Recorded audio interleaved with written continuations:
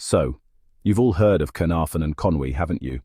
Yes, those magnificent hulking behemoths of stone where actual kings trod the ramparts, where colourful banners billowed majestically in the Welsh breeze, and where the very echoes of history bounced off the walls like a particularly resonant game of medieval squash.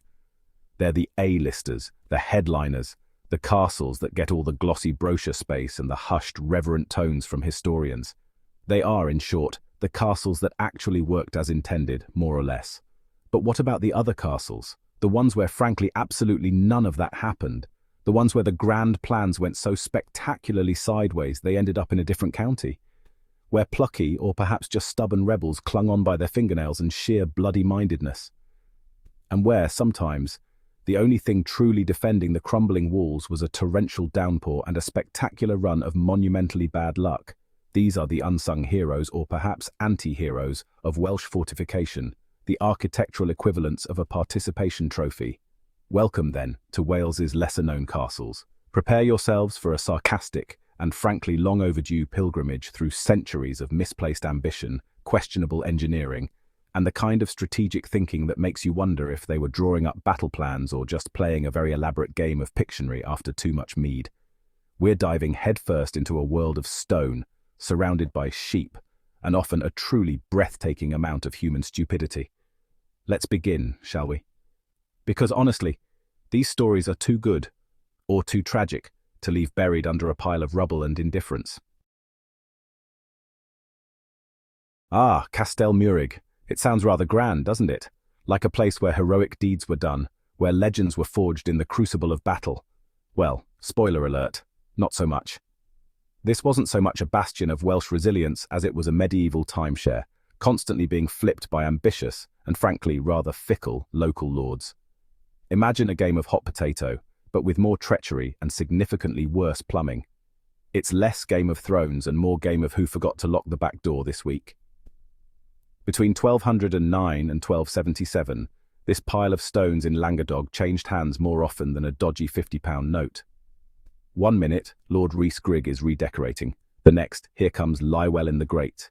It must have been exhausting for the staff, constantly having to learn new allegiances. Think of it as a Welsh Airbnb for warlords. 5 stars. Slightly drafty, but offers splendid views for spotting your enemies. Would pillage again, if only to get my deposit back. Now, if Castell Meurig was a testament to indecisiveness and poor property management, our next exhibit, Castell Meurig, is a monument to something else entirely, starting a job and then just not finishing it. Yes, this one's a genuine classic in the annals of ambitious but ultimately doomed construction projects. It's the medieval equivalent of that half-assembled IKEA flat-pack furniture that's been sitting in your spare room for 6 years, silently judging your lack of commitment. Perched somewhat optimistically on Thornhill in Glamorgan, this was a castle that was, quite literally, never even finished. Construction creaked into action sometime in the mid-1200s, spearheaded by a chap named Gruffydd ap Rhys. Now, Gruffydd, bless his ambitious heart, apparently had some very big dreams for Castell Meurig. He wasn't thinking small. He envisioned a proper, grown-up castle, the kind that would make his enemies tremble and his allies nod approvingly.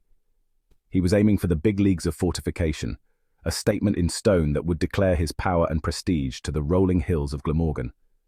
Unfortunately, it seems his follow-through wasn't quite as impressive as his initial vision. The plans, as far as anyone can tell from the bits they actually managed to build, were rather grand.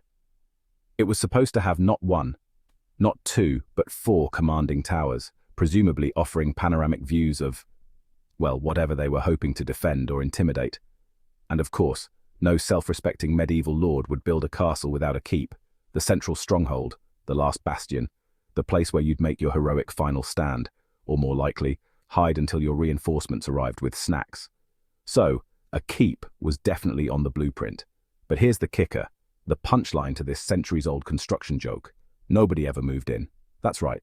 Not a single noble family graced its uncompleted halls. No epic battles were fought over its half-built ramparts. No sieges were laid, no trebuchets were launched. No boiling oil was poured, though to be fair they probably hadn't installed the cauldrons yet.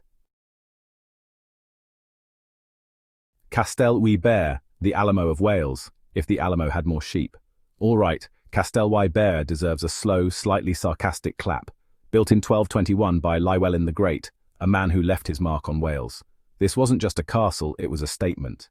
A big rocky "I'm Llywelyn and don't you forget it" kind of statement. His power base, his mountain fortress. And for a while it worked. Castellwy Bere was a significant player in the Welsh political landscape.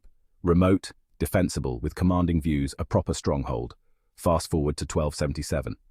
The English under Edward I were knocking on Wales's door. Llywelyn's grandson, Llywelyn ap Gruffydd, made his stand here. There was some heroic resistance, but the English captured Castellwy Bere in April 1283. Dafydd was captured later, and his end was not pleasant. Crickhowell Castle, the little Motte-and-Bailey that tried and almost succeeded. Crickhowell Castle in Breconshire started as a humble Motte-and-Bailey. Basically, a dirt mound with a wooden tower and an enclosed courtyard, but it wasn't content to remain that way. In the 13th century, it upgraded to stone walls, towers, and a gatehouse. It aimed to be a serious contender in the local power games. In 1322, during the Despencer War, Welsh rebels captured it, but the English quickly recaptured it. Crickhowell experienced the highs of rebellion and the lows of English recapture. Deganwy Castle, the organ donor of Conwy. And finally, for this installment of castles that peaked early or just plain failed, we arrive at Deganwy Castle. Now, Deganwy had all the makings of a truly epic, supervillain lair-level fortress. Perched dramatically on two massive volcanic rock outcrops overlooking the Conwy estuary, it had the views, it had the natural defences, it had the kind of brooding presence that just screams major historical significance. And indeed, for centuries, it's incredibly important. This wasn't some minor leagues player, this was a Premier Division castle. The site itself had been fortified since Roman times, which tells you something about its strategic value. Various Welsh princes, including the aforementioned Llywelyn the Great, understood its importance and poured resources into making it a formidable stronghold. It was a key royal seat, a lyse, a princely court, and a military linchpin controlling access to North Wales. Deganwy wasn't just a castle, it was a statement of Welsh power, a sentinel guarding the coast. It had seen kings, queens, battles, and probably more than its fair share of dramatic Welsh weather. But Deganwy also had something else, an almost comical susceptibility to bad luck, and ultimately the inevitable fate of being reused as high-quality, pre-quarried construction material. Over the centuries, this magnificent castle got struck by lightning, not once, but reportedly multiple times. Imagine being a guard on duty during a thunderstorm there. Is that a targeted divine smiting, or just Tuesday? It was also burned down, rebuilt, captured, recaptured, and generally put through the ringer more times than a medieval dishcloth. Its history is a dizzying roller coaster of construction, destruction, and reconstruction.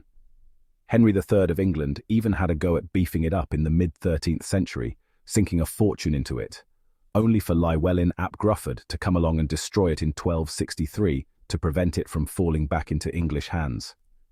That's commitment to a scorched earth policy, right there.